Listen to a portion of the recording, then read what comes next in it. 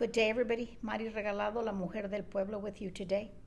I'm here with my boss, Steve Taylor, Rio Grande Guardian, and with our guest speaker, Jorge González, Assistant Chief Appraiser for Hidalgo County Appraisal District. How are you? It's good to see you, Mr. González. Likewise, thank you. It is my pleasure to be here again, here at your office again. Beautiful office, by the way. I'm here because I wanted to, tax season is already here, and I wanted to ask you a couple of questions. And the first one is, your name is Jorge González, but you have RPA in there. What does that stand for? Can you please tell us? The acronym RPA stands for Registered Professional Appraiser, which is the title given to an individual in my field when you've acquired all your licensing that the state requires to have. That's the title that we get. Oh, okay. Congratulations. Thank you. I'm going to go ahead and move directly into our questions because we do have, I'd like to do also one in Spanish, and I know you have agreed to that. So thank you so much for allowing us to be here. My first question is, when do notices go out? Yes, notices will be going out this Friday, April the 19th. So be looking for them. They'll be going out. Some people will probably get them by the weekend. Okay, excellent. And what do the notices entail? What do they state?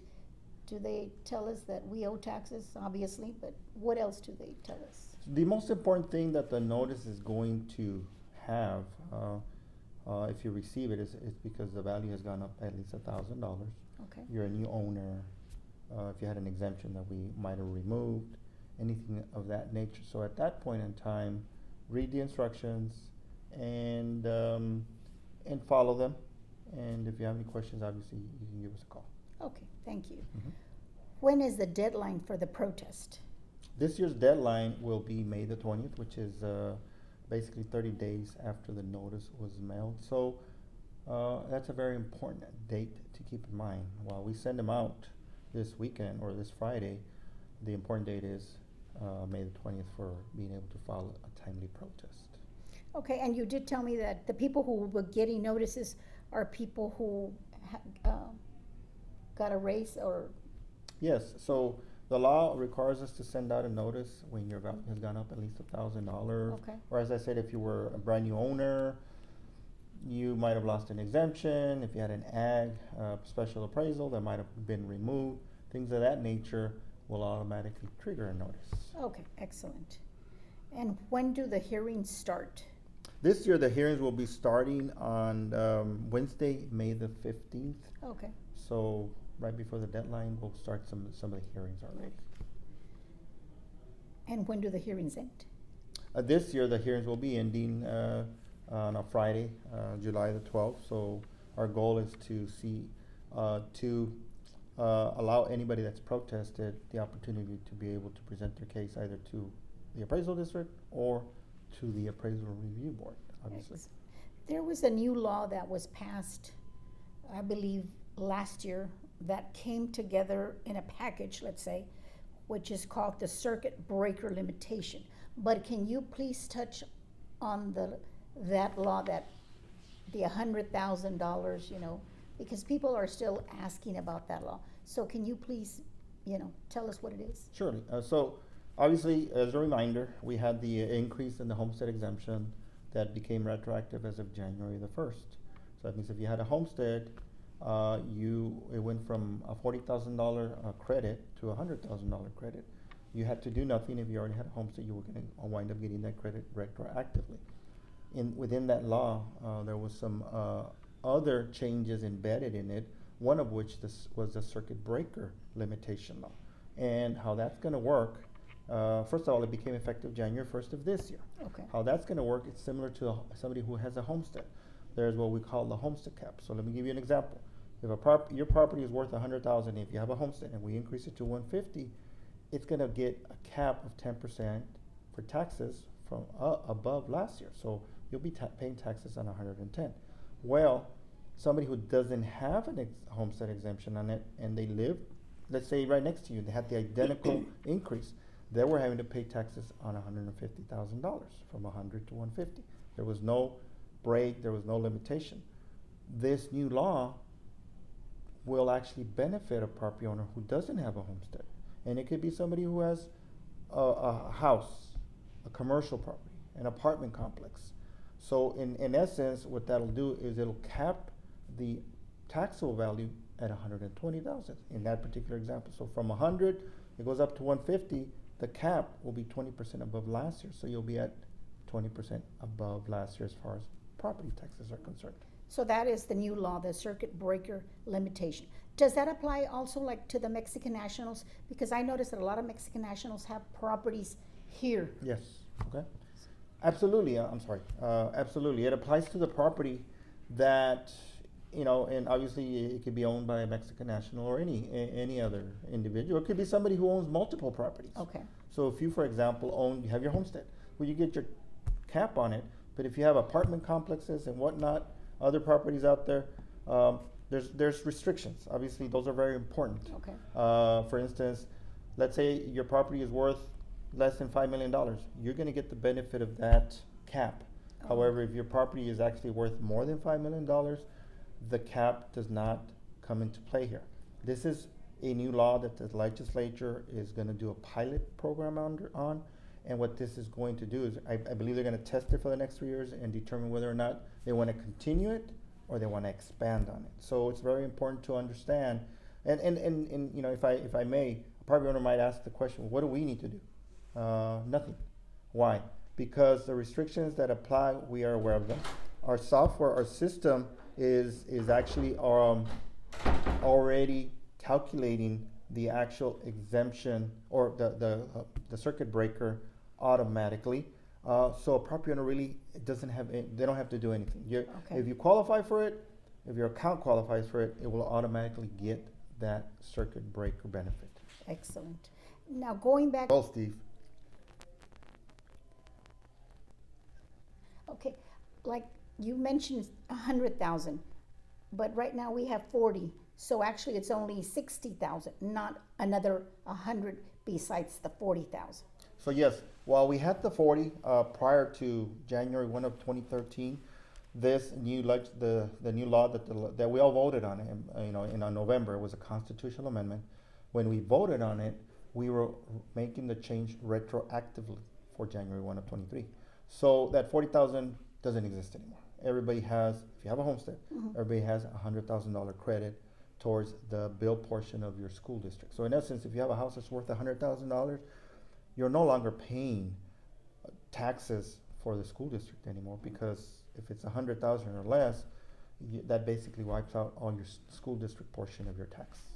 And when you say school district, this doesn't apply, like, I've noticed that this is like college, you know. No, absolutely.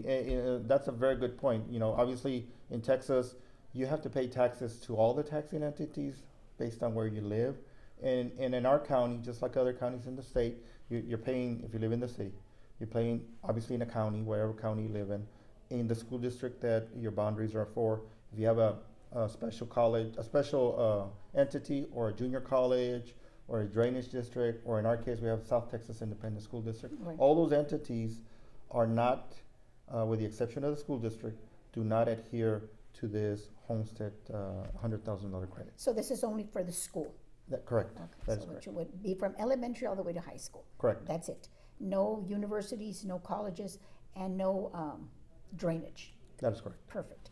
Okay, my next question is, how can we apply for the homestead exemption? How does that work? So yeah, absolutely. You know, first of all, as soon as you buy a property, we encourage you to come in and apply for your homestead exemption. If you're going to live in it, you need to have a valid driver's license that matches. This is very important. That matches the address of the house that you purchased. Okay.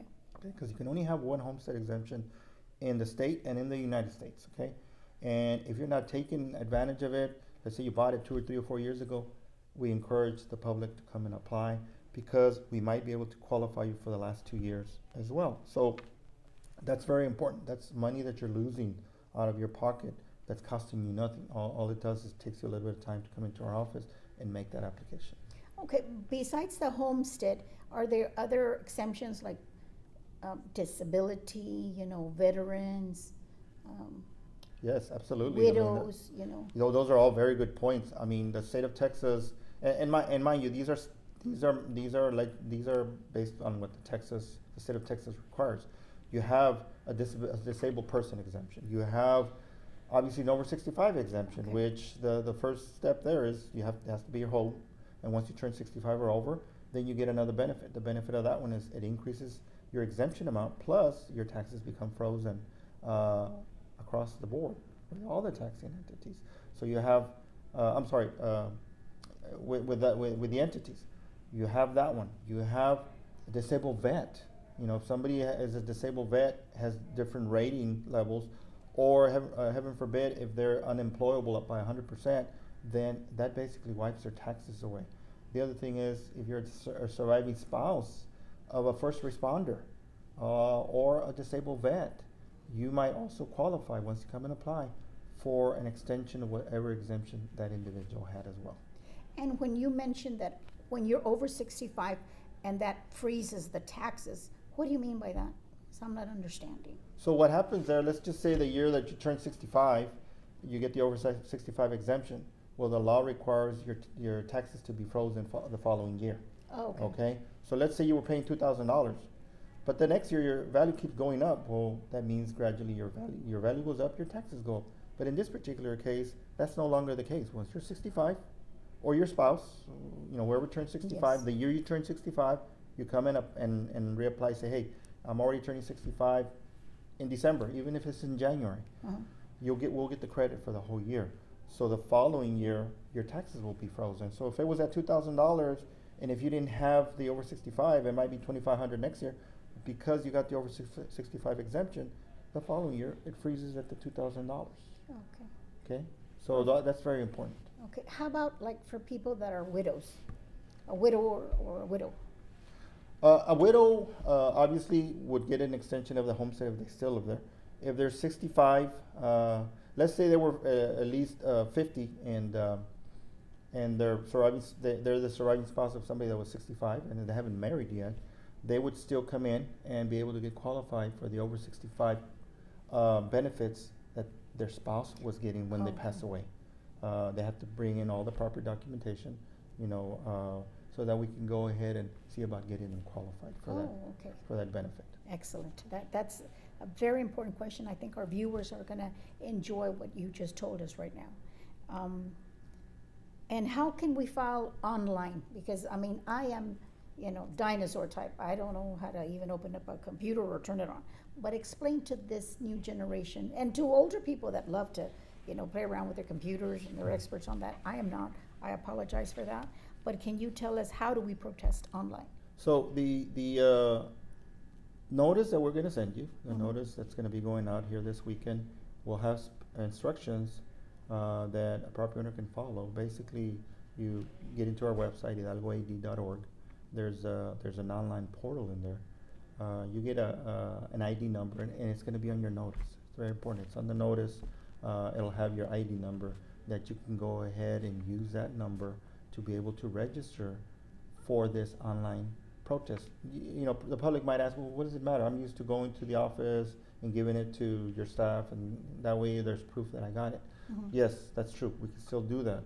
However, I would like the public to understand that there's been an evolution of more protests and more people filing online. The best thing that I can explain to the public is that as soon as you file an online protest, the system automatically opens your protest. Whereas if you come in and you submit the protest, like we receive them on a daily basis, it's going to take a little bit longer for that protest to be open so that we can go ahead and communicate with you. The other thing is, when you file an online protest, our appraisal staff can actually reach out to the property owner, and if they can make them an offer, extend an offer to them strictly online. All the public has to do is see it, and if they agree with it, accept it, it comes back to us, that changes the value and closes the protest. Oh, okay. The manual way that probably you and I still do things is seeing it, I need to see it. It's going to take a few more weeks for us to actually have to go through the whole process of doing what you do online in a quicker time frame. Okay, excellent. And what kind of evidence do people send online, or do they bring here to your office? what kind of evidence, like? The evidence is stuff that you and I would have automatically. Taking pictures. Some people don't know exactly how much it'll cost to fix something. We can try and figure that out for you. A picture is worth 1,000 words, okay? We've all heard that. If you have a HUD statement, which is Housing Urban Development, that's when you bought the property. Obviously, if I have you 150 and you bought it for 120, very important. Texas is a non-disclosure state, which means we don't get the luxury of getting those when a property transfers. So having a HUD statement. Some people might have done a recent fee appraisal. And that fee appraisal is gonna have a value that an actual fee appraiser determined based on his opinion of all the sales in the area for the house. They can bring that. If the house is damaged, if they got a quote from somebody that shows, hey, this is how much it'll cost to fix your foundation or a leaky roof or mold in the house, things of that nature. Those are all very common things that we all go through on a daily basis, right? We don't want them to go out there and do anything extravagant. We will work with the public with whatever information they bring us. That's very important. We try and do customer service as best as we can. The more information we have from their side, the easier it is for us to do our job. Okay. And when you say pictures, can they bring their phone and let the appraisal board members go through their phone, or do they have to be printed pictures? Yes. Obviously we all have cell phones. Most of us have cell phones. We're going to take pictures and we're going to say, hey, can we use this? While you can use it, because it's evidence when it's submitted at the ARB level, it's evidence that has to be kept and it belongs to the ARB or to the appraisal district. Why is that? Well, because if we get audited by the state and they say, well, you made a determination based on what? Well, I saw a picture. Well, where's the picture? Well, it was on his phone, so I didn't actually process it other than in my mind. It's always very important for you to, and if you can email it from most people can email it from their phone. Obviously at the board level, they need the proof because it needs to go into the system that shows the evidence that was submitted. Okay, and let's say when we're protesting and I bring pictures, but let's say I bring pictures from the sidewalk and the garage where I enter the driveway. Would that help me, or does it only have to be the improvement, the structure, the home? Yeah, so we don't, on your account, there's certain elements of your account that we put on it. Sidewalks aren't one of them. Driveways are not included. How about fences? They're not on a residential property. Obviously on a commercial, it's everything that's on it. But most, residential properties, they're not gonna have, residential properties are not gonna have a fence. We're not gonna have, we don't assess the fence. We don't assess the sidewalk. We don't assess the driveway. Okay. So while you can bring all of that, it's not something we already have on the account. Now, if you have pictures of cracked foundation inside the house, that's different. Okay, that's part of the house. If you have leaky roof issues or mold, as I said a little while ago, that's part of the house. How about if they have termites? Yeah, that's also part of the house. Obviously, the more current the pictures are, the better. We want to make sure that we have good, valid information. Our appraisal staff is good at determining that, and so is our board that does receives the presentation. But we just trust that the public will bring us something that's current. Is it best that they print out photos that are with the date? It used to be back then, years ago, and I don't remember how many years ago. It was a long time ago, viewers. That I would take a picture and it would say the date and the hour that we took it, and then the cameras, according to everybody, got smarter, but they forgot to put that. Is it better for the community to bring a printed photo with the date? That if I sit here, Mari Regalado, and say yes, absolutely, 100%, I'm gonna say you can do that, but our staff is not gonna try and railroad you as far as that's concerned. They're gonna see something. They're gonna be able to determine. I mean, we have aerials that we fly over the county. And if you come in, you say, you see that carport, it's not even, it's damaged and this and that, and I look at the account, we don't even have it on the tax roll, so how can I remove something that we don't even tax? Yes, you can bring something like that. Any and everything that you can bring will help, that helps you. We will make every attempt to try and make sure we help you. Excellent, thank you very much. Well, I guess that's all the questions I have, Mr. González, which were excellent questions. We did very well. Thank you very much. Do you have anything else you want to add? Because maybe I forgot a question that I didn't ask, or maybe you have something more to tell our viewers in reference to a protest. Obviously, all those questions were very good questions, and I was happy to answer them. We just ask that the public be patient with us when all this starts.